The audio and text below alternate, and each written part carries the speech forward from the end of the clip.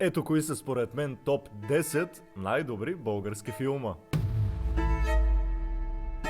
Като тези в топ 3 са просто учебник как се прави кино наистина. На 10-то място поставям Мисия Лондон. През 2010 година този филм буквално възроди българското кино след доста дълга пауза. Така новият ни посланник в Лондон получи специална мисия. Филмът показва абсурдните ситуации в българското посолство в Лондон, като участват Юлиан Вергов, Любо Нейков, Великия Георги Стайков, както виждате, доста добър актьорски екип, като за пръв път бюджета позволява и включване на западни звезди, като Томас Арана, например. 9-то място отива при Дзифт и Захари Бахаров. Влязох в затвора преди 9, излизам след. Фада се влюбих на 18. Филмът се развива през 60-те години на миналия век и разказва историята на бивш затворник, който търси изчезнал диамант. За Ада отидохме при Плужика, вещо лице от махалата. Ролята е изиграна брилянтно от Захари Бахаров, като и с този филм изгрява неговата звезда. Редник! Аз! Обречен си.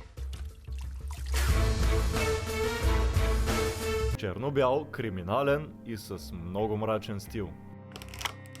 8 място е за Тилт и брата на Захари, а именно Явор Бахаров.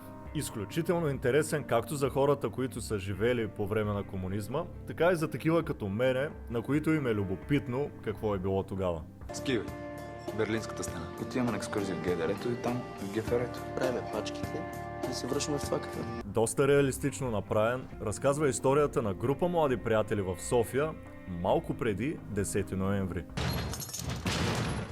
Виж ги, насрали са се от страх. Тилт показва мечтите, бунта и свободата на младите хора в края на 80-те години.